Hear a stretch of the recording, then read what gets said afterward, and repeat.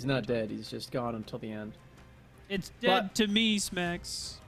We're not gone. Tribe's not gone. NME's not gone. But you know who is? Charmer and also the other Charmer, Rakan, has been banned. This is the way I see it, Smacks. I believe in what's the thing? I don't believe in object permanence. So if I don't see it, it no longer exists. So because I don't see Charmer, Charmer no longer exists until I can see him again on my screen. So until then, I will always be eternally sad. But it's okay. What I'm not sad about is that we've got the grand finals for our second major of the North American Wild Rift Summoner Series, brought to you by Riot, Nerd Street, and Wisdom. It's a rematch of the first major that we just saw 2 weeks ago, Smacks. It literally, I feel like we were in this same spot just on, what was it, the 15th of August? Just earlier? Or no, the 8th. It was 3 weeks ago. Dude, you are a genius at remembering dates. I would have not been able to come up with that without looking at a schedule. But yeah, it's been a bit since we've seen these two teams play off against each other, and it's been a bit since we've seen a best of 5 in general. But we are finally here for that. Tribe Gaming want to start this off right. First pick Nami, Raf. They're super confident in this lock-in. You know, 3 weeks ago, Smacks, you know what the first pick priority was when the champion was on the table? It was Ziggs. It was Ziggs, it was Corki, and it was Lucian. I mean, Lucian is on the table as well, but how the meta has changed and how valuable the Nami has become. I mean, between Charm and Selma and Max Green, all three of these supports have put in so much work on making the fish look like the best bish in the business, you know, if you catch my drift. And Darius and Gragas, I should say, are going to be the answers. Now, this Gragas being picked up alongside Darius means that we could see a Gragas flex option for NME. I like that you're pushing your limits to their absolute maximum with that one. See, I reached for my censor button, and I was like, wait a minute, I'm just saying ish, you know? It's fine. That's family friendly, right? Yeah, I mean, I'm not going to be the one to make that call. We'll see what our... just let it happen, Smack. Let it happen. What our producers have to say about it later. Darius and Gragas, as you said, are locked in, both of them. And this usually does mean that Gragas is sent elsewhere. Senna's not on the board, so that option completely out the window. Likely, I feel like this is going to be the support from here on out, because you have that engage potential onto Nami, you have that displacement potential too with the explosive cask. Feels like that could pair well with this Xayah that we're going to be getting yet again. This champion's been super, super good and super key in a lot of these team fights. Depending on what the jungle is from Tribe Gaming, as I imagine it will be T-Tigers' Camille. We already see the Renekton being locked in for the Baron lane against Luis Darius. Now, real question is, Smacks, what is going to be the marksman for Tribe Gaming at this point? A lot of marksmen have already been banned and or taken away. You still have options like Lucian. Kai'Sa's another option that you can go down to if you are old school. And NME, with the Wukong lock-in, more than likely this should be a Gragas support. Now, the crazy thing would be is if we actually got a Gragas mid lane and still flex the counters in the support role. But that would be a little too much stretching beyond the imagination, Max. Yeah, I feel like that is not the most likely thing to happen, but I have seen crazier things. Rafa, we have forgotten about one of the key marksmen that's been played very, very heavily around the world, and that is Ashe. That's going to be the choice for old school. The Enchanted Crystallero with the swerve in this game, it gets me every single time. It's so funny. The fact that you can angle it while it's in midair, and that's going to be the option for Tribe. And you can see if you can... I've yet to see a play where you, like, rope it around the front line and then into the back line. I feel like that is, like, peak Ashe, but... It's a possibility. It could happen. If it had that much curve, that would be like crazier than like Scion drifting. Did they really? The curve level? Wait, it's buffed this patch. It's a lot easier to manage. What the heck? Yeah. Move over Scion You know how speed in Mario racing. Kart there's like the what is it, like the handling stat? They boosted that up like 2 notches. Wow, interesting. And oh please, Truth, talk your shiz, bro. Talk your truth. Let them There it know is. the truth will not be contained. And Smacks, we get not only the run back of the Katarina, but also, if you remember the upper bracket finals match yesterday, starting on the Twisted Fate, had one of the best red cards I have ever seen in competitive Wild Rift. A 4-5-man red card, just absolutely annihilating enemy on the retreat in the mid lane. Will it happen again, Smacks? I don't know if that specific thing will happen again, because you're underselling it here. It's one of the best things that we've seen in Wild Rift as a whole.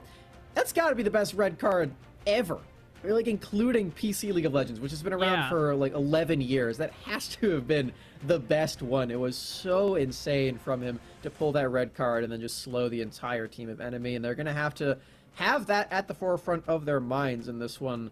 So they have a very tanky, very frontline focused composition, and when you're all stacked up in one spot, those AoE spells like the red card and the bubble from Nami, the tidal wave, and the ash volley and everything, those get even more deadly exponentially the more targets that they hit.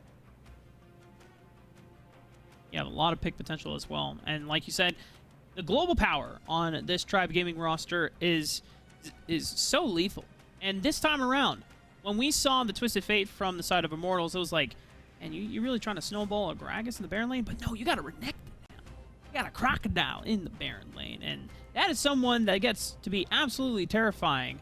More attention you put into a champion like that. Because now you can layer single target crowd control for days. You come up there, Ruthless Predator gets the stun down into gold card. I mean, what is poor Louis supposed to do in that situation? Doesn't even get time to throw out the Decimate Swing to heal up, and doesn't even have time to flash away. You get the reverse dunk on you. The Dunk Master becomes the dunked. I don't think Darius has Dunk Master in this game quite yet. You're rocking with no. the God King with like the Nightbringer from TFT. I still miss that unit in TFT. They removed it recently. But anyway, I'm getting beside the point. The Darius is the core of this front line, as you said. It's not the one that's dealing a lot of the crowd control. That's Gragas and Wukong. It's not the one dealing most of the damage. That's Katarina mainly. But it is the one with all of the sustain and all of the staying power. You can get that Apprehend, you get that Decimate, heal, and once those resets come pouring in for both Darius and Katarina, team fights become a lot easier for NME. It's up to Tribe Gaming to stay resilient, keep their defense on lock, and get all the healing down so those resets can't come through. They stay at least above 0 HP, and things like Katarina and Darius Dunk are just pushed to the side and they can't be used. Disperse, my people, as that is exactly what Enemy is going to be trying and saying with the Wukong and the Gragas ultimates. If you are able to, because there's two ways that you can play this out. If Tribe Gaming start to become a little too strong as on certain members, then you want to disperse them away and isolate the weaker members so that Truth can start getting resets off of the squishier targets. But if Tribe as a whole are strong, an enemy then just want to group them all up and see if Truth can just mow them down. Once again, Truth is going for aggressive summoners, both the Ignite and the Barrier. No flash needed, because if you're playing the resets correctly, you'll be able to get the Shun Pose off. And this is the tried and true 4-man, everyone party in the mid lane for the first wave, and then just try to get the wave pushed in ASAP. Dienzio having to stay an extra few seconds means that he's not going to be there for the first crash. And with the wards that are being placed aggressively into the jungle, not only does Tribe get the spot out key camps for that is going to be taken by Tybe, but also Dienzio late on this wave missing out on experience as well. You know, Rafa, I'm thinking about this now, and I can't remember times where like, the other regions that I've watched have done that mid-play so consistently. And I think something very beautiful has happened, where we've cultivated a true meta of NA RAM. And I think that's beautiful, because that's been a meme for North American League of Legends for so long. But it's real, and it's good, and Wild Rift is doing it, and I think that's awesome. We'll have to see if we can catch up on our homework and check the other regions, as I know the Origin... if they succumb to the NA RAM. Yeah, if they've succumbed to our lowly ways. You already see that the mid jungle 2v2 duo has concluded. Tribe taking their advantage towards the bottom side of the map, whereas enemy go for the top side of the map. But Louis just roaming on over, ensuring that no one is coming there to goon squad Chuck. He's safe. He has slice and dice to be able to get himself out of harm as Tybe goes in for a little bit of chunk damage. Ooh. But now they have a dive happening onto the bottom side of the map, starting roaming over, picking up first blood. And this is how you want to start off the game when you have a composition like Tribes. Lethal accuracy with the bubble, the Aqua Prison from Max Green 2, making sure that Selma does not get out scot-free either. Flash forced from the Gragas support, and I mean, T-Tigers hitting multiple members with hookshot is not something that you typically think of Camille being able to do, but he performs beautifully in that turret dive. First blood immediately handed over to Starting, and we talk about Starting and how his Twisted Fate just completely warps games. This is a position where he certainly can do that. If you get to that snowball point, you get the early gold, you get all these items, and you scale up on Twisted Fate, then you are a damage dealer on your team, and sometimes you deal the most damage with Twisted Fate in the way that Wild Rift operates. So getting to that 4-item, the 5-item spikes for this champion might just mean that Tribe can take over the game even against a snowballing Katarina or Darius. And it was so beautifully orchestrated too as well from Tribe. As I say that, Truth says, all right, enough of that. I don't care about your Crystal Enchanted Arrow. I already killed your mid laner. That's going to make it harder to do. Nice solo kill from Truth, only with the Ignite and the ultimate, not even needing the barrier, as he dealt so much damage underneath that turret. And that is the disadvantage for Twisted Fate when you're in the 1v1. You don't have a damaging ultimate to use. So when Truth hits level 5, in the isolated one-on-one, he gets a much larger spike, or even a spike at all right there. So Starting giving over that kill, not going to feel very good. Has the Rod of Ages to scale up, but this is that snowballing Katarina that I was talking about. Prophet's Pendant already picked up in the aftermath of that exchange. Means it's going to get a little bit of extra penetration to hit just that much harder. And Starting. But Starting still has the Destiny available and wants to put this ultimate to good use. Has the ability to make roams and plays on multiple sides of the map. They've already punished Dienzio and Selma with their dive just a couple minutes ago. But NME are going to be the first ones to punch for this dragon, whereas Tribe, once again, are going to be trading for the Rift Herald. And I feel that Tribe are slightly more powerful at this time because NME didn't get their resets off point yet, and they already have some items fully completed. They've already got Old School and Starting on their scaling items. So if they do take a fight, I favor Tribe if they have those spikes already completed. With this Rift Herald too, they can get more gold into their pockets depending on where they decide to send it. But we're seeing the support roams around the Rift, trying to find those plays and trying to help out in the river with the neutral objectives. Still waiting and hoping for a picked play to happen. This is one of them, though. Yeah, Hextech Ultimatum Starting wasn't necessarily even needed. I mean, he was there for moral support and just saying, hey, you know what? Cut off the escape path, too. Mm-hmm. It's a valuable part. As you said, though, he didn't even get an assist, so it's slightly sad. Man, you would think that Destiny giving Vision would give like some type of assist money, and that, unfortunately for Starting, that's not the case. But Enemy are ready to bounce back because they have dedicated Truth and Tybe into making this push. Ooh. And Cyclone under the turret into Death Lotus might be enough to take down Chuck. Truth can get a Shumpo out alive. He is living. Pops the barrier to keep himself sustained up. But on the other side of the map, Dienzio is trying to deal with the dive, and coming through Selma. Did they just turn around this 2v3? They absolutely did, Rob, and they even kept that turret alive at 100 HP. It's going to be first turret for NME alongside a triple kill for Dienzio, this champion that has the Featherstorm to dodge out of any of the aggressive point-and-click stuns that are coming from Chuck and T-Tigers and Starting. Dienzio this far ahead is so threatening for the game plan of Tribe. They have to deal now with all of this AoE damage, all the safety that comes from Xayah. And I mean, Old School can't even stun him with the ultimate either. This is a very slippery champion to try to lock down. And it's absolutely huge that Tribe, the fact that they had the rift. Oh, okay. Whoa, oh boy. Whoa. Truth. Relax. You gotta I know that was a big win for NME, but can't disrespect the lockdown potential from Tribe. But as we were saying earlier, the fact that NME were able to get first brick despite Tribe being the ones that had access to the Rift Herald, didn't get a chance to pop it down yet. Now, it's going to go in their favor as they finally trade a turret. It's not going to be first brick, though, as that was already popped on the top side of the map. They're going to try to look for a charge here. They've dedicated 4 members to this push, whereas Chuck, still by his lonesome, catching the wave in the Baron lane. The rest of the members of NME trying to pile through this jungle, making sure that they can't get any more chip damage. Ooh. Flash body slam from Selma connects on the 2, but they're able to flash away from the explosive cast. Truth tries to get into the back line, gets exhausted though. Bubble into Chris to the enchanted arrow.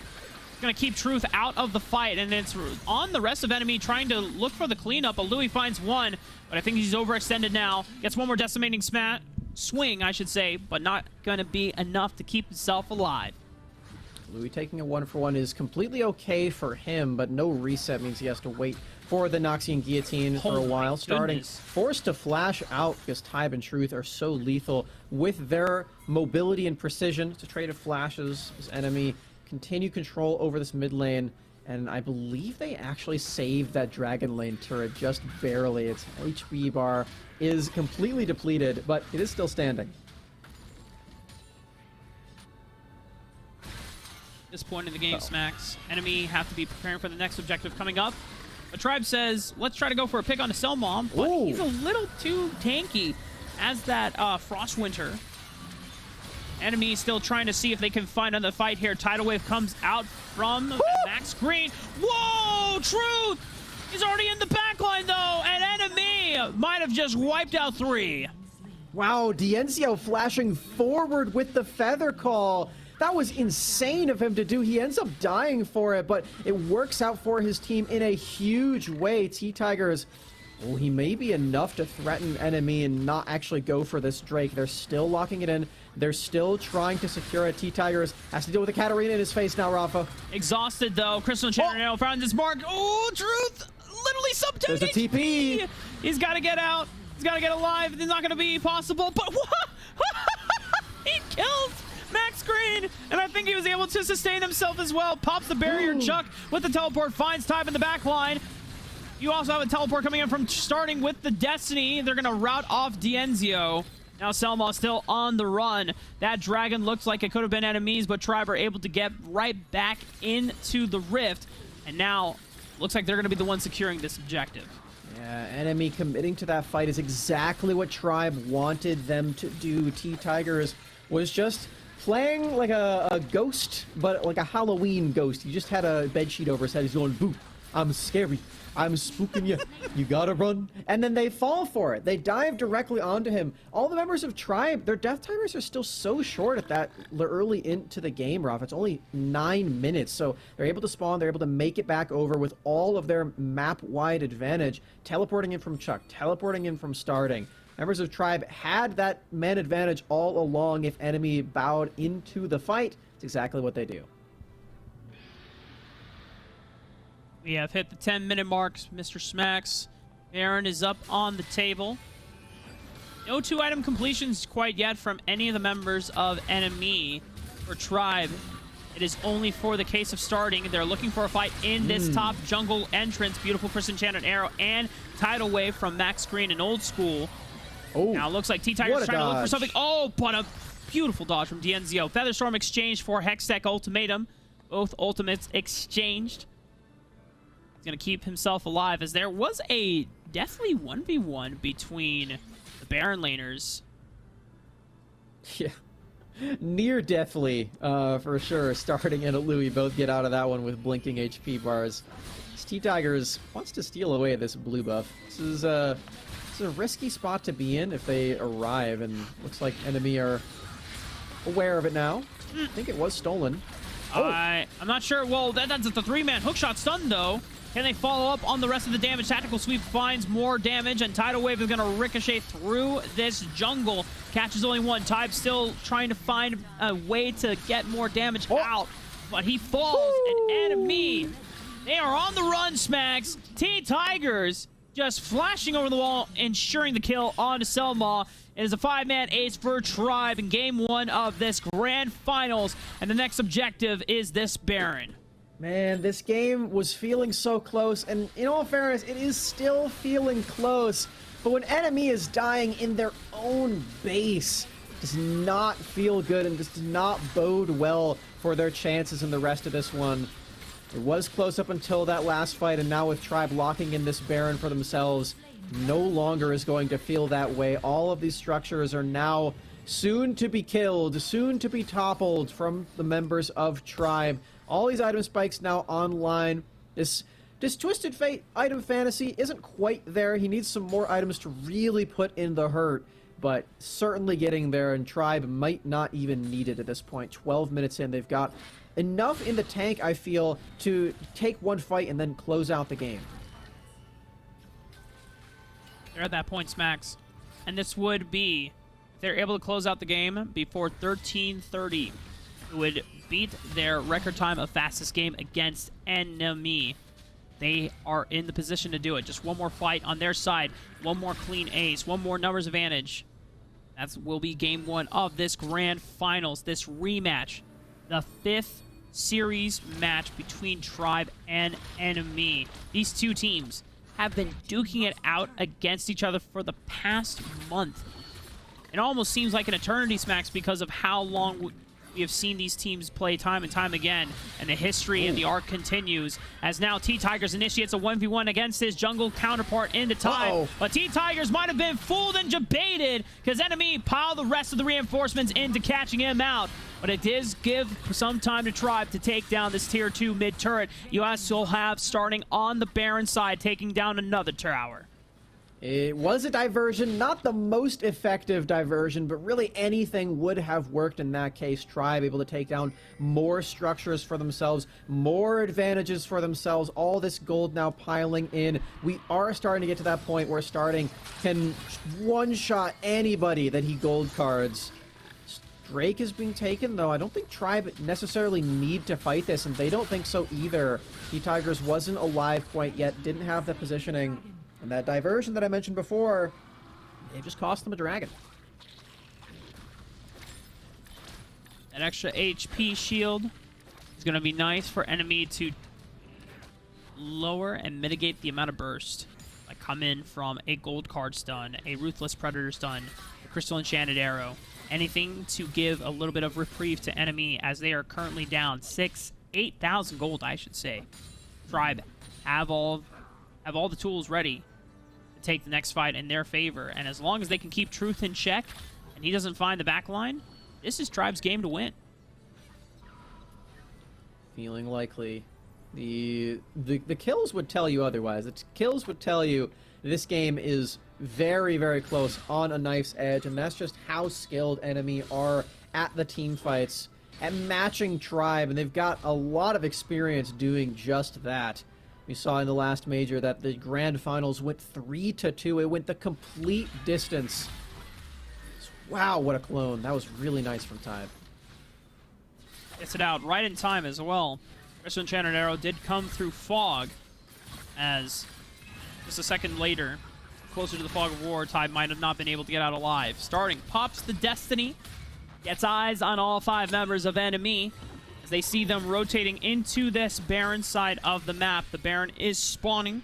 River control is still soundly in the hands of Tribe. They're dancing back and forth. They catch T-Tigers. They pile all the crowd control right down onto him, trying to see if they can burst him down. The damage is not going to be enough, as he's not falling anytime soon. Louis is trying to soak up as much damage as he can onto the front line. You had Dienzio trying to flash forward, looking for the Feather Collar once again, but that play doesn't work 2 times in a row, Dienzio. You can try, but Tribe will prevail, as now they are the ones that have the numbers advantage, and they are the ones pouring through the base, looking for game 1. You can see that he was just trying to get those resets down for his Katarina and for his Darius, but it just wasn't in the cards. He's so low, he doesn't have the damage, and NME are going to fall in game 1 of this series. Tribe seeming ruthless in this series so far. Absolutely incredible stuff from, honestly, you know, both teams in this first match, and we're already, first game of the series. You can see that Truth was kind of the catalyst and could have been the game maker for the side of NME. The way that he was able to find multiple resets and fights, and it was off of the confidence of his team in NME trying to set him up for success. And as you pointed out, Smacks, Dienzio even giving his life to try and get those Blade Caller roots to set up easier resets for Truth. I feel like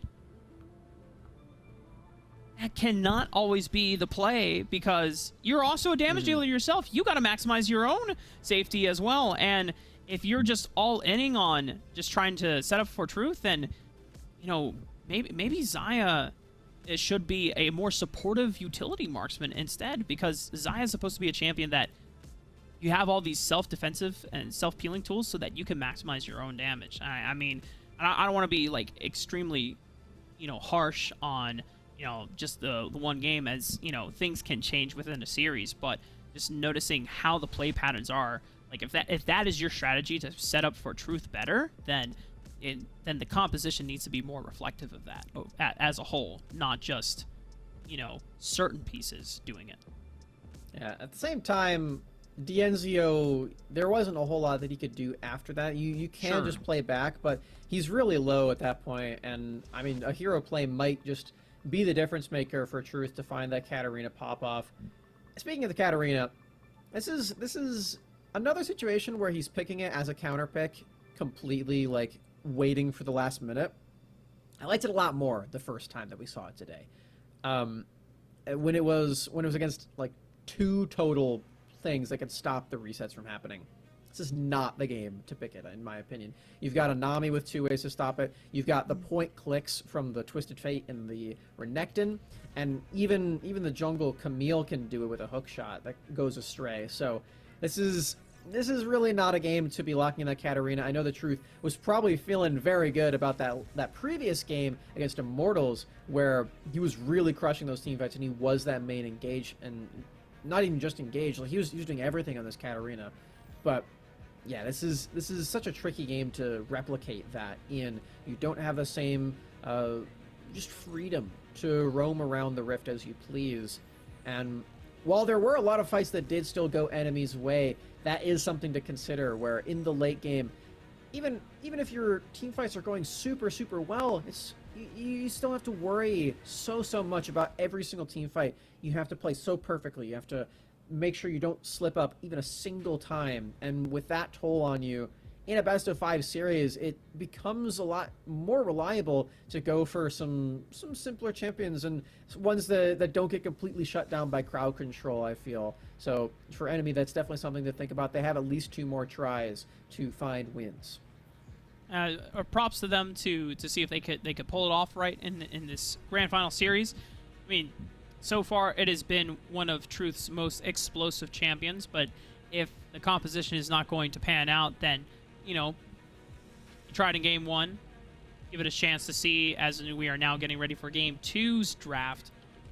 But I'm curious to see how NME adapt going forward. I mean, you can look at saying, okay, you know what?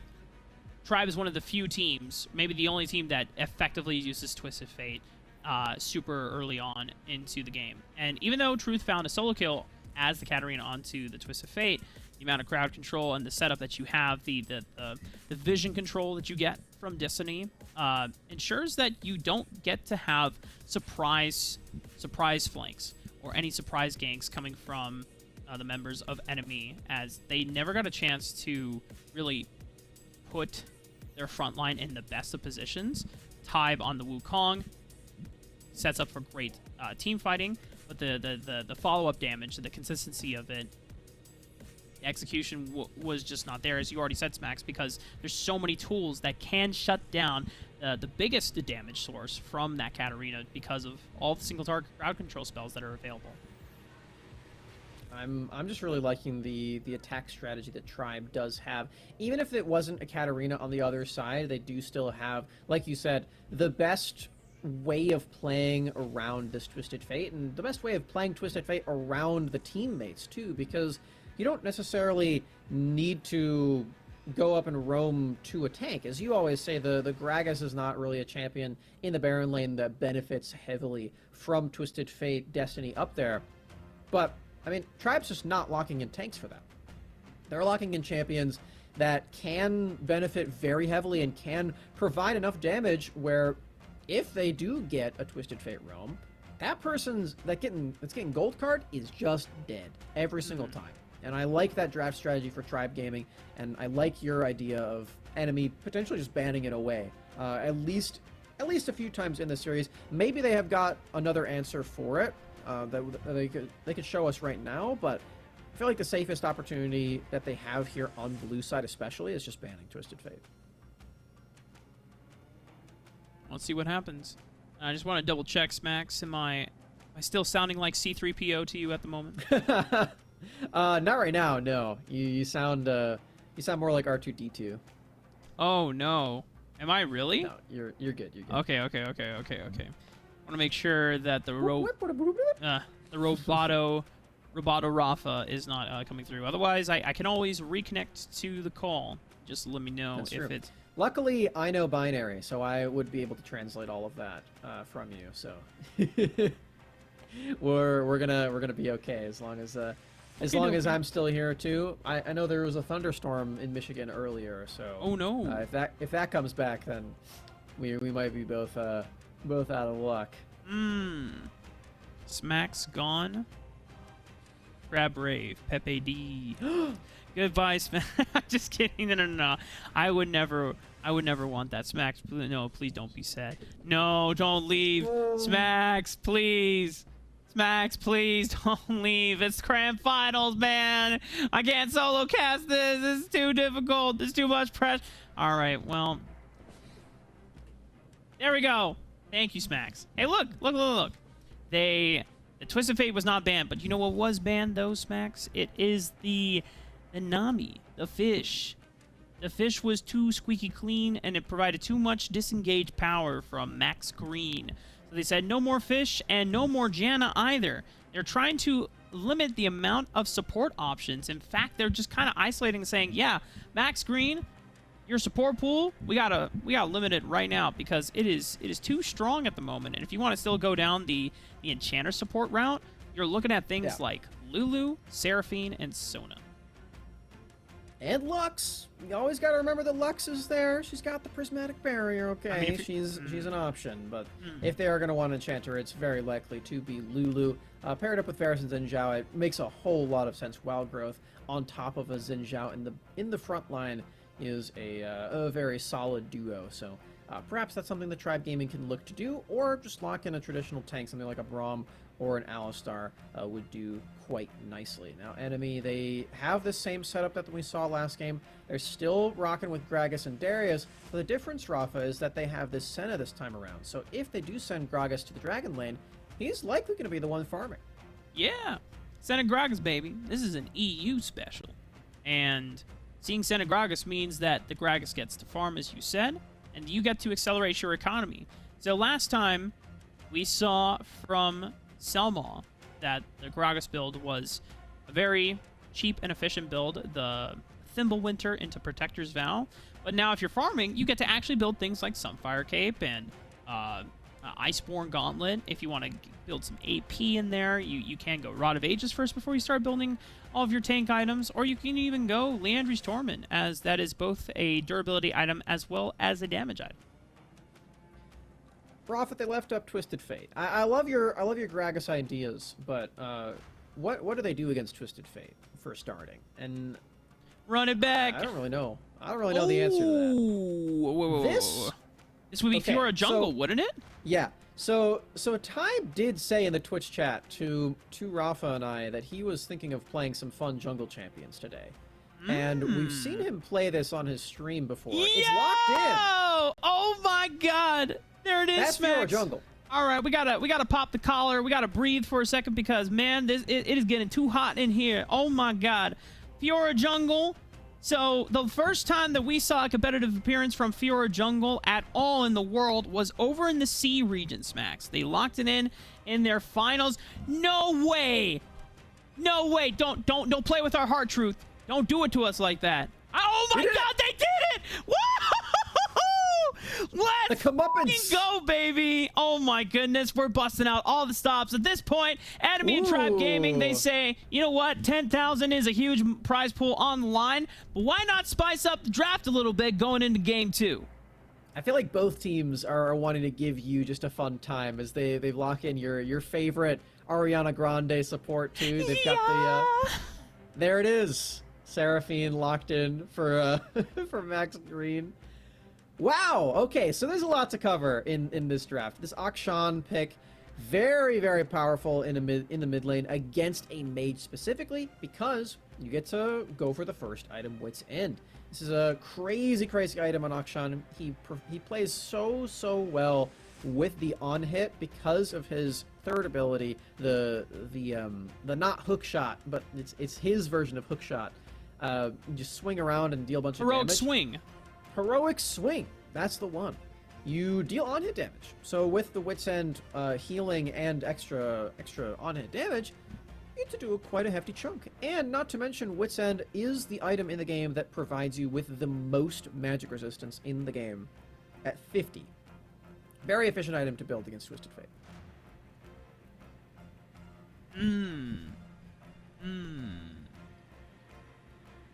You know, Smacks, I know that Tribe Gaming, they have the same amount of single target lockdown as well as some AoE lockdown thanks to the Encore from Max Green Seraphine. But I'm not gonna lie, I see Akshan and Fiora in my match this grand finals, and I'm gonna have a good time, Smacks. I'm ready to cast some freaking Wild Rift, baby. I don't even want to talk about the early game. I just want to see them start throwing hands at each other.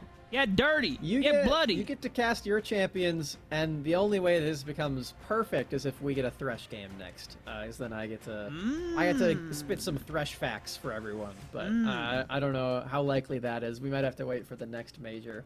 We'll see. I don't want to rule anything out. We do have Akshan and Fiora jungle after all. Okay. So Akshan, he has the Wit's End build. He has the heroic swing. Those are all cool and all.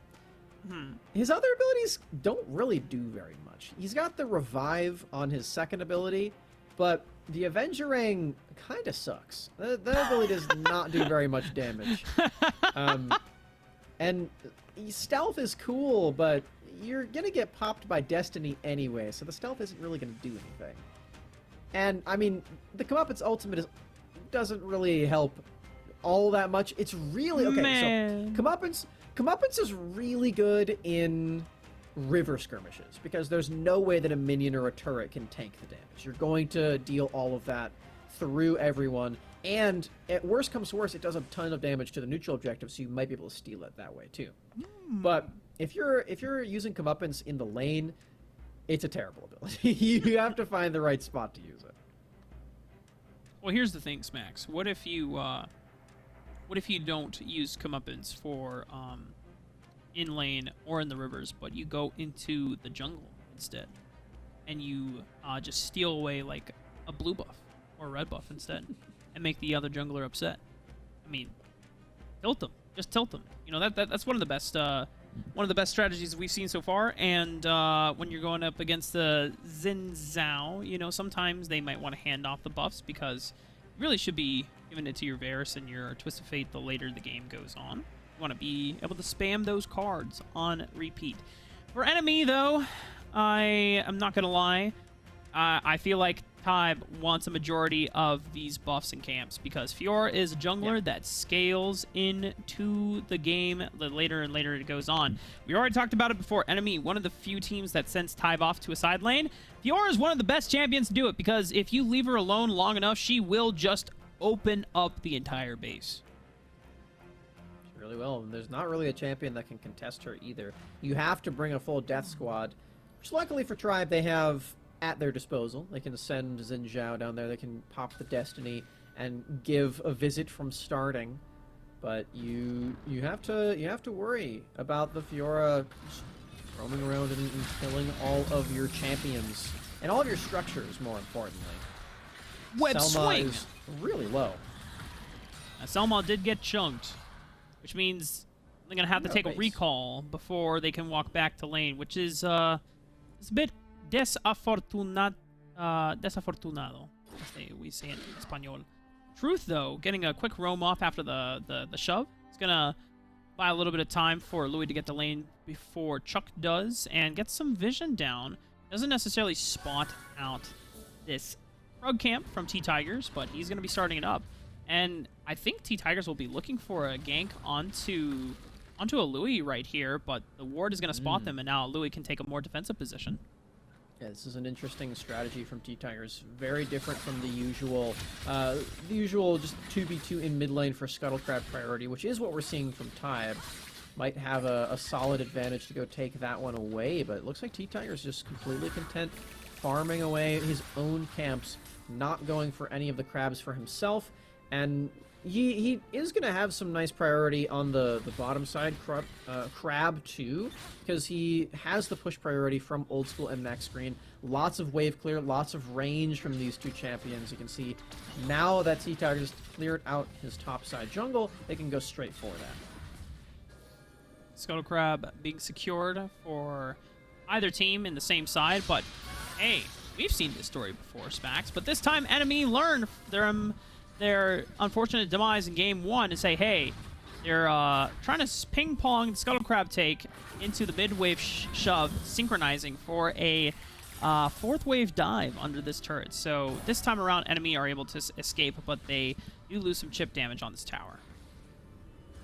T-Tigers with that invade away on the Krugs does keep up the gold in his favor. He has more camps at his disposal right now, because if you're Tybe, you're really not going and taking away Gromp or Wolves. It's just not accessible for you to do, especially with the very defensive Dragon Lane duo that you've drafted for yourself. So I like T-Tiger's strategy of playing it safe up until he knows that he has the advantage. And, I mean, he's got the advantage right now. Old School back in this lane, going for the Poke Varus build. Already has that Sapphire Crystal built up, and you can see that the Manamune is sure to follow. Likely before the dragon actually even spawns, so another early spike.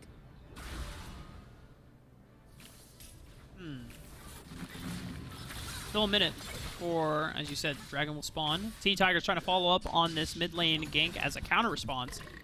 They were trying to lock down starting, forcing his flash. Chain of Corruption comes out into Encore. One more piercing arrow would do the trick, but Selma gets out before Old School and Max Green are able to secure First Blood.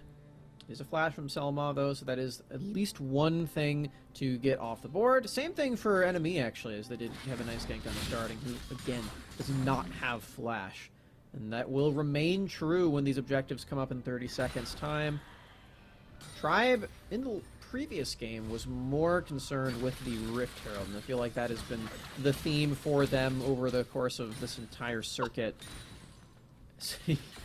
You're seeing it now, Rafa, that the passive damage from Akshan is good. Avengerang is really only there to proc the passive. That's really all it does. But Avengerang is so cool, Smack. It's a cool name. And I mean, if you kill a bunch of minions with it, then it's nice. But you're not really killing minions with it is the problem. Man. Tribe did go for Herald again, though, like I was saying. So they're more concerned with the early gold and early turret destruction than NME, who is locking in this Ocean Dragon. NME got the stacking bonuses on their side because they know that if they are able to secure these dragons for themselves, it's going to aid their composition exponentially. Really, the only early game bridge that they have for themselves is within their solo laners between Truth and a Louis, trying to do the best that they can to just kind of hold the line for the rest of the scaling pieces to come into play, which is going to be this Senna getting more and more souls, increasing their range, as well as time on this Fiora, who you can reach the point where getting that Trinity Force first spike, you can start splitting, you can start 1v1ing almost any person in the game.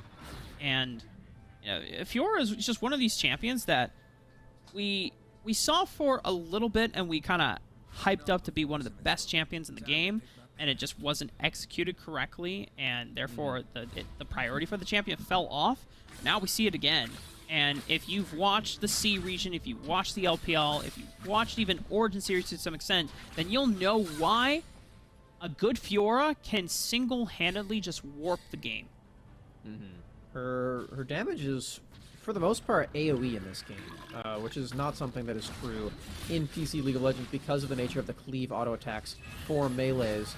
Which is also true for T-Tigers, as he's setting up for a play on the Dragon lane. More members arrived than he was expecting, those Louis waiting in the wings, and Destiny, very well done to scout this out, means the Tribe get to call this play off, and they get to have the wherewithal and the initiation at their disposal to go for it.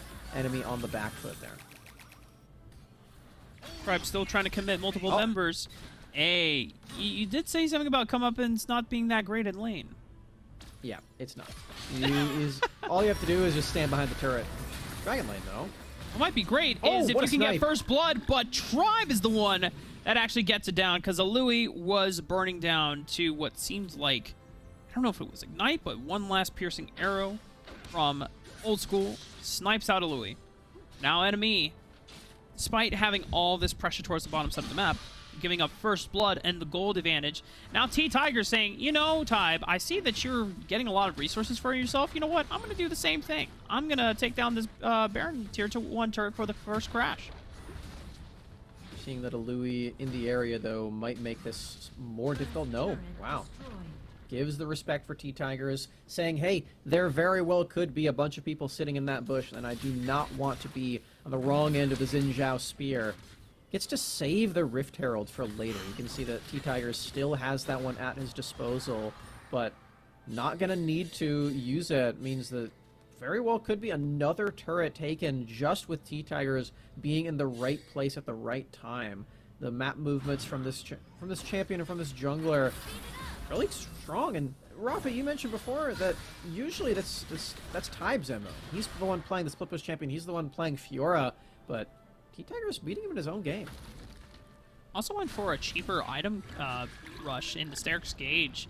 You can already see that Tribe's whole identity, at least with T-Tigers in this game, is I'm just going to dive in, and I'm going to absorb as much damage as I can. And I'm going to just depend and rely on the rest of my team to put the damage for me. I just need to be the initiator. I need to be the catalyst that explodes the game off on the right foot for us as Tribe. As the first blood was nice, it still doesn't determine the game anytime soon.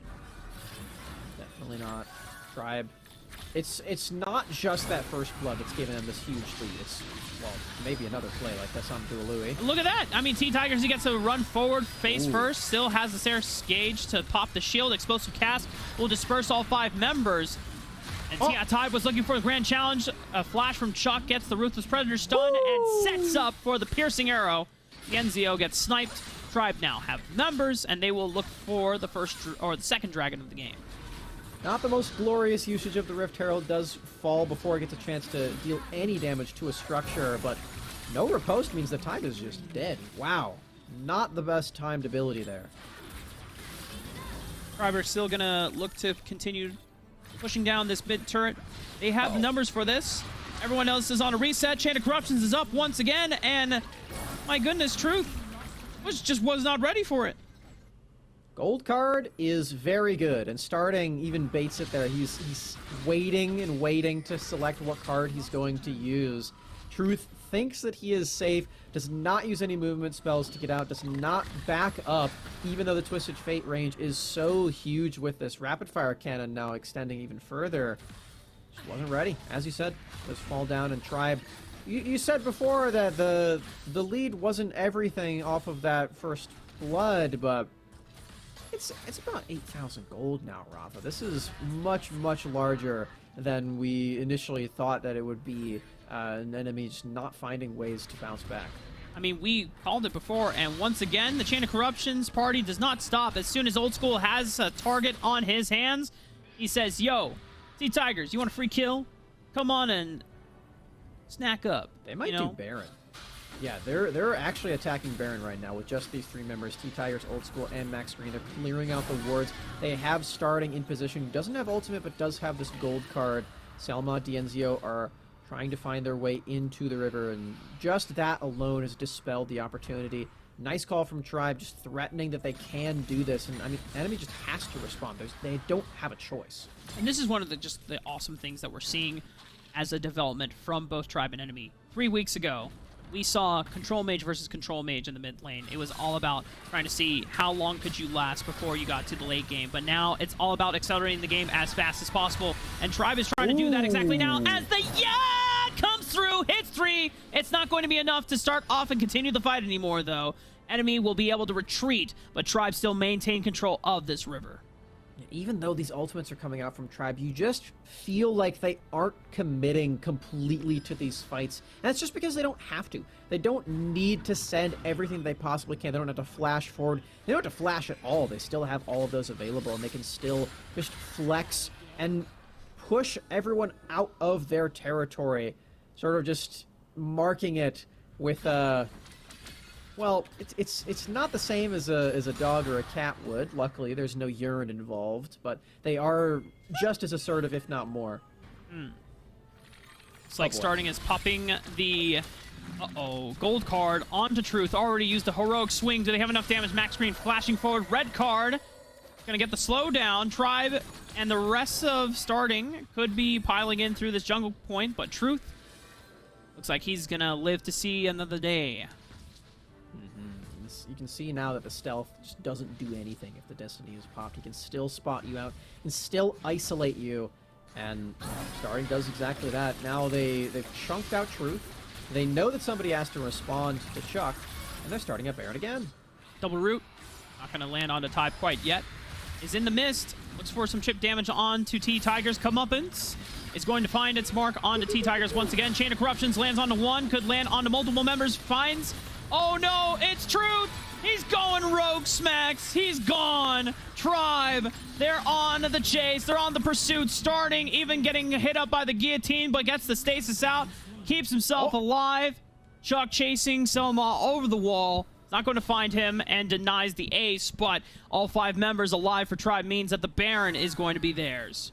This one feels like it actually will go over to Tribe this time, Rafa. 4 members hit by the encore of Max Green. The supports often do go unsung in the heroic plays, but that one cannot go unnoticed. Max Green providing so much utility, so much crowd control, and the healing of the Harmonic Echo is crazy here. Loving the look of this Seraphine. You gotta get creative, you know. When the enemy team bans out 3 of your support champions and first pick Senna, you got to go back into the drawing board. You got to go back into the grab bag of champions, and Max Green just showing his champion pool is anything but inflexible. He is fully prepared for any situation, and he will still pop off. He's getting to the point as well where this Twisted Fate is going to start doing some massive damage. They look for the pick once again, and it looks like Dienzio is the target, the victim of Tribe's ruthless aggression. They cut off the marksman. They have T-Tigers just soloing out the dragon for them, whereas the rest of the members are able to push in both through the dragon and the mid lane. T-Tigers sitting on the Drake like, I hope you guys are having fun in the fight. I'm making the team play. I hope I can help out with the dragon. Does now arrive and casts his ultimate just to potentially protect the minions as they are still not done with this siege. Nice cast. That was massive! The explosive cast into the apprehend just snipes out Old School, almost takes down T-Tigers as well. But is it enough of a response? They're still down 14,000 gold smacks. They have all 5 numbers up to protect the rest of the base. But for Tribe, they still take down the inhibitor turret, which means Super Minions now permanently moving into the mid lane is going to always be that 6-man for Tribe. Man, I'm so sad. That combination of the explosive cast apprehend was so cool. And at the end, they only just got their first kill of the game. They only killed Old School. Nothing else was able to be done afterwards. This was an even game. That play is game winning. You just completely wipe off of that, but it's just not the case for enemy. They're down way too far.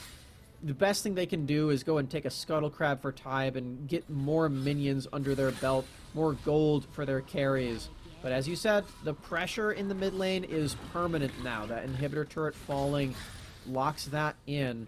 And Tribe can just move wherever they please, knowing that they don't need to worry about mid priority anymore. Super minions are a nice thing to have on your side when you're looking to close out the game. 15.5 minutes on the clock. Tribe are now making their way through this Baron lane, looking at this tier 2 turret.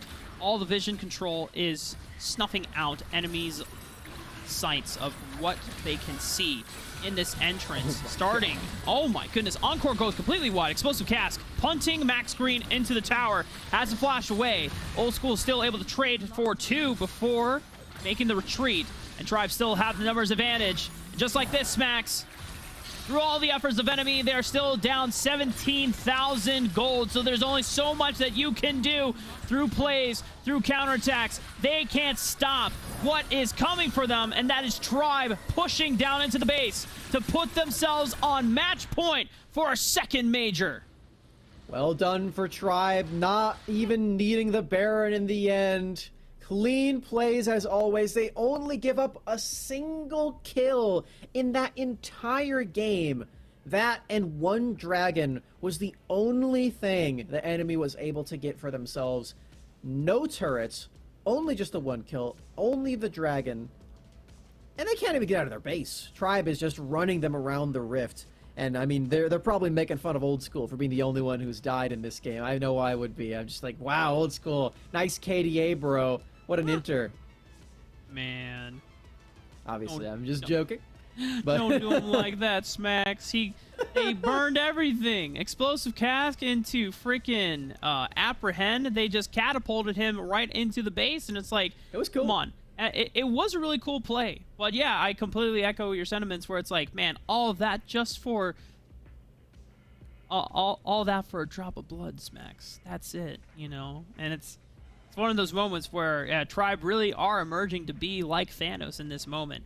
Ladies and gentlemen, it's not quite over for the series. It is match point for Tribe, but we got to take a chance to recharge and come back for potentially a 3-0 sweep or the start of a reverse sweep for NME. Don't go away. This is like, yep. Yeah. we are trash. Similar it's beings, bad. my spouse and I, as we are onto the draft, Rafa. We've got enemy back on blue, and this is their last chance. If they take this win, then they get more chances after that. But they do not want to have this one be the last game. And honestly, I don't either. I want to see some more close games. I want to see a tight series, and I want to see a repeat of last major, where we got the 5-game series. I'm down for that one. It's not 2:30 a.m. this time. I've got some time to spare, and I'm hoping the enemy can give it to us as they're banning away a lot of those supports again. I don't know about you, Smacks, but I still got Industry Baby in my head. I'm just jamming it on repeat. Cat jam right now. I don't know what the music is playing right now on the stream, but, you know, Smacks, I hate to be the bearer of bad news, but it doesn't look like that enemy are taking your advice of banning Twisted Fate. Maybe they'll just first pick it for themselves, but if they first pick it for themselves, then they expose themselves for a counterpick option from Tribe. But you know what they are doing? They have switched up some of the bans. No Xin Zhao, but this does open up the Rakan. And now Tribe Gaming say, well, we can't let D'Enzio have the Xayah for the Lovers Duo completion. They're going to snipe it away. While we still have to wait for Charmer, our host, our wonderful host, to return at the end of the series, we do get the other Charmer in Rakan for us in the support role. And they're splitting up the Lovers Duo. I like this idea from Tribe Gaming a lot. They do not want to give over that super powerful duo to Enemy.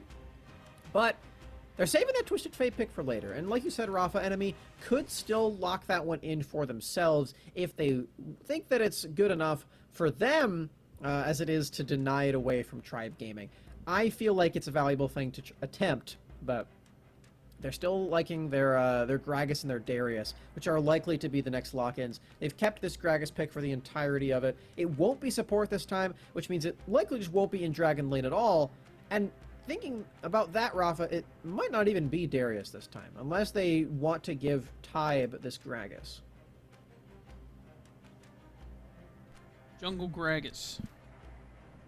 Not necessarily the cream of the crop, but you know, Tybe could just look to amp up the energy and the aggression. He's going with the Hiku, the Dragon's Rage, the Blind Monk himself. It is going to be the fabled Lee Sin. And you know what's so special about this champion is that when we look at the meta champions that we've seen in Wild Rift competitive, it's usually the Xin Zhao, it's usually the Wukong, sometimes the Olaf comes out, and the Jarvan. And then the Camille will, you know, only come out for some of the best junglers, but you know who will, you know, only gets selected by the best of the best? It is Lee Sin, baby. Because with Lee Sin, you got Dragon's Rage at level 5, but you don't want to wait until level 5 to kick things off. You want to be resonating strike these bros into the ground. I had to be careful on my language right there because I was ready to drop some f***ing bombs right there, man. And no, don't get it twisted. When you see Lee Sin on the Rift Smacks, you know things are gonna get heated up. I mean, especially for you, this is one of your favorite champions to play in both versions of League of Legends. So I'm excited for that one. We're not getting Thresh though, so my favorite for that one is gone. I do get my Rakan, which is great. As usually this champion is banned, so that'll be nice for me. But you get your Lee Sin, you get to cast this one. I can hear that you're still thinking about Industry, baby. So dude, it is on repeat. I'm telling you, man. The promo that they did with that song for LCS. Speaking of LCS, we saw a crazy Lee Sin game in that earlier today as well from Closer, who just won. Ooh. So. But wait, we have a Gragas mid lane potentially, or a Renekton mid lane. Yeah, could be neat. As Darius just makes it all the way through the draft right now, and is the final selection for Tribe. As you said though, Rafa, Gragas and Renekton are going to be the solo lanes, and usually we're seeing both of these as the Baron lane. One of them has to go mid. Surely we're not just going to leave the mid lane completely empty. So for NME, I'm pretty excited to see which one they actually decide is the proper counterpick to Twisted Fate. They left it up for 3 games in a row. It ended up being the wrong decision in the first 2, but perhaps this is the final response to it. I will say, if you checked out the Origin series, you will have seen a couple of Gragas mid lane performances. It's not a tank Gragas. You run Rod of Ages into things like so whenever I played like mid lane Gragas or jungle Gragas, and you already have like a dedicated front line, which more than likely should be this Renekton. The front line is not necessarily tanks. We should kind of just be straight up here, Smacks. You've got really. Yeah. Either team doesn't really have dedicated tanks. It's all like bruisers and frontliners that have damage. So if you're kind of going with the same spell with Gragas, you can go for like Rod of Ages, Leandry's Torment. If you still want durability while mixing in damage, or you can go for the full AP build, Rod of Ages, Death Cap, just slap it right on top of it, and the explosive cast just. You also add in some penetration with a Void Staff, 3rd item. If you're feeling really spicy, you don't go for the Death Cap 2nd. You go for the Void Staff 2nd, and then you follow up with like a Infinity Orb 3rd. Sometimes you can switch around, just depending on how well you are snowballing. And then you deal so much damage as Gragas, and you don't expect it because it's like, oh yeah, this is Gragas. He's tanky. That's it. He takes a lot of damage, but you can pop people. Twisted Fate will need to be one of those people that you're popping. Hopefully Janna too, for NME, is they've got a pretty stalwart backline that they need to find a way to destroy. Xayah, Janna, and Twisted Fate, all these champions that have a lot of ways to push people away. And for Gragas, you're trying to push them into you. You got the explosive cast, bringing Twisted Fate, Xayah, and Janna over to your team, and setting up for things like the Killer Instinct of Kai'Sa. And I mean, Dienzio, we've seen some really hyphy plays from him, specifically on Xayah, where he's flashing in and bringing all the feathers toward him through that front line and back line. But I mean, Kai'Sa just doesn't even need Flash to get into the backline. You got the killer instinct. You can just dive in by yourself or with the rest of the team, because if you look, Rafa, their entire squad is divers. Every single one of them for NME. They are all completely dedicated to this strategy. Dive bomb composition, baby. If you don't have to worry about ever kiting backwards, then you already know that the direction you will always be going is forward. And if you don't have to worry about picking and choosing, then the line of execution can be lowered a bit. However, it does make your composition a little bit more binary, a little bit more straightforward, which then gives Tribe Gaming the understanding of like, okay, you know what? They just want to go forward all the time. So this means that we always have to be making sure that we need to save our abilities defensively and proactively looking for isolated picks before they're able to group up as 5 and go for these 5-on-5 dives in the first place. For the dives, you are needing to deal with the Xayah feathers. You need to deal with Chuck on the Darius in the front line, who has his apprehend. There are many, many tools for Tribe to use for themselves to disperse this. They're sticking with the NA RAM strategy. NME aren't, though. They have sent their duo lane directly to that dragon lane, and good thing to point out, this is Truth's Rakan. So this is the last thing that we expected. Oh my god, AP Rakan. Well, I'm kind of sad that I went into the whole AP Gragas spiel and we're just seeing normal support Gragas on a budget. It's not even farming Gragas with the Senna. But you know what? That's fine. AP Rakan is still cool. I feel like you have had more experience than I have playing on AP Rakan. Rakan. Yeah, definitely. Rakan, so his main strength when you go for AP is the extra bonuses that you get from the healing and the shielding. You'd think that it's the burst damage, but the AP stat for him is just so strong in general that, oh wow. They are dedicated for this. The honey fruit, though, it's going to keep Tybe alive, as that was a flash burn from Chuck. No extra summoner spells, though, burned to make that kill, but it got flash from Tybe. It's going to give Tribe a sole possession over the Scuttle Crab, as they still want to look for Tybe. A flash from Max Green trying to get over the wall and get the Ignite down to the Tybe. They're still chasing him down, but First Blood is still going to go over to NME despite all the chaos that has happened within this river. And you can already see the blood is starting to turn the rivers red. But Selma is still coming out on top. The bloodthirsty support takes down 2. Oh, Max Green tried to flash over the wall to the left, but he swerved it right and ended up in the Drake pit. Can't get the assassination Janna that he was wanting and hoping for, and does fall for First Blood. Enemy have a slight advantage because of this. They get to send Truth back to the base, pick up some items for that Rod of Ages, because it is, of course, still going to be Rod of Ages on Rakan. That item is still very strong for him. But as I was saying before, we were rudely interrupted by all this fighting. Rakan's ability power stat is just really good for all this utility. That was pretty nice from Selma. Body slam and the hook shadow was coming in, but you cannot block that Hextech ultimatum as T-Tigers hits level 5 and says, you know what, it is time for you to die, Selma. The ultimatum just so powerful in the early game from the jungle standpoint. It makes the ganks so deadly. You cannot escape unless you have a stopwatch as your boot, or perhaps you are literally playing Xayah and you can cast your ultimate. Meanwhile, in the Baron lane. Well, that's what happened in the Baron lane. They goon squatted Mr. Chuck. Oh. But it seems that a Louis was a little too far. Go back in, King! Get that kill! Okay, alright. The healing clutch from Max Green. The Monsoon keeps starting alive, as I literally made that same play last night in ranked, where you land the Sonic Wave after getting a nice kick, and it's like, oh, he's so low. You go in. Unfortunately, I dove a Lulu, and then the Wild Growth came through. I was like, yep. Oh, man. It's not quite Lulu, but Janna, similar effect with the Monsoon. You know, it's nice to know that you would have also made that play.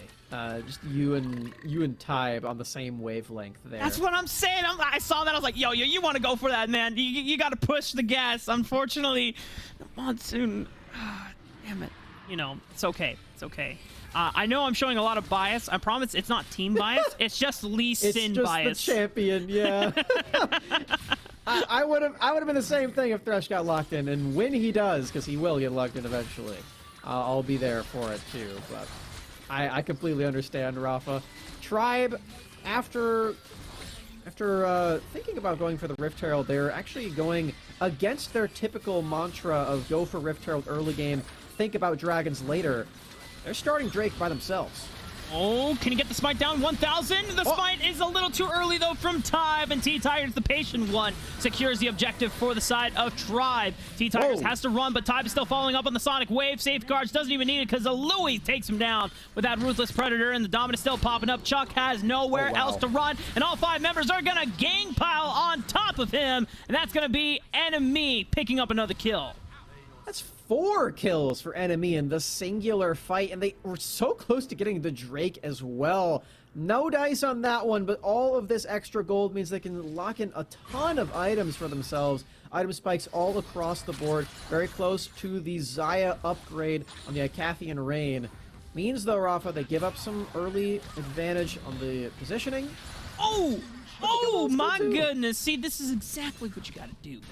Lee Sin, as soon as if you have crowd control, you set up for the Sonic Waving to the Resonating Strike. That Yuma's Ghostblade gives you a lot of armor and penetration and just straight up damage early on. You want to use it for the Execute because you have the missing HP Execute damage. But right now, they're getting collapsed upon. Oh my god, Max Green! This man on the Janna. Do you remember what we said earlier today, Smacks, where it's like, man, you really won't see Chad Janna. A Chad Janna insect, but Max Green says, I am the Chad Janna.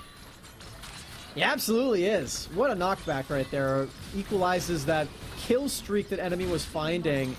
They miss out on all of these objectives, though, Rafa. I like that. Excuse me. I like that they're going for a different approach in this game. They are, on NME's side, trying something new. They're just going for all the bloodthirsty plays. But they're giving up objectives. They don't get the Dragon. They don't get either the Rift Herald. And Tribe get to take this turret. They get to open up the middle of the map, which is the most valuable place to have, especially for a Twisted Fate. And Tribe still feel like they're in the driver's seat at this point. They still have this Twisted Fate who might die. Nope. He's alive. Got out. Staying alive. Staying alive. Staying alive. Staying alive. You can't tell by the way I know my walk. Yeah. I feel like Twisted Fate would definitely have that song on his playlist at least twice. Well, he does his dance in PC League of Legends is the Gangnam Style dance, which is That's true. Which is not quite Staying Alive, but it has the same boogie. However, if you play Brand on PC League of Legends, it's the Thriller dance, which is super dope. Yeah, well, the zombie brand in specific. He will be coming to Wild Rift very soon. That is true. I'm excited about. Yeah, I hope they also bring the Thriller dance. Yeah, the zombie brand would be a cool addition. It's one of his stronger skins, and you can even use it in Teamfight Tactics right now. So, some cool stuff. You can be an abomination in that one. So, Rafa, we're coming on close to the next Drake that's spawning. And it's good to remind everyone, Tribe are on match point right now. Only one win locks them in the first place, and that huge prize of the 10K, of the total prize pool, they get a good chunk of it. After already securing the first win of the majors, they're looking to keep their series score alive. Going for another team fight.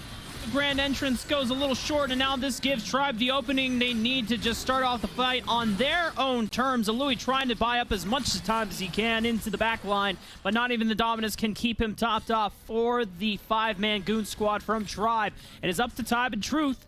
See if they can get into this pit. Look for an objective steal, but you don't want to give up too many advantages as NME. They are the ones on the back foot, down 3,000 gold, and Chuck is starting at just playing goalkeeper, ensuring that Tybe cannot get into the pit.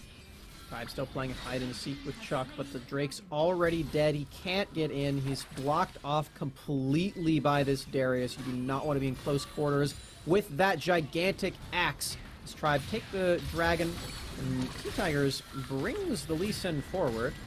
Yeah, but he safeguards out. Explosive cast. Oh, just a little short. Doesn't get the punt of T-Tigers right back into himself.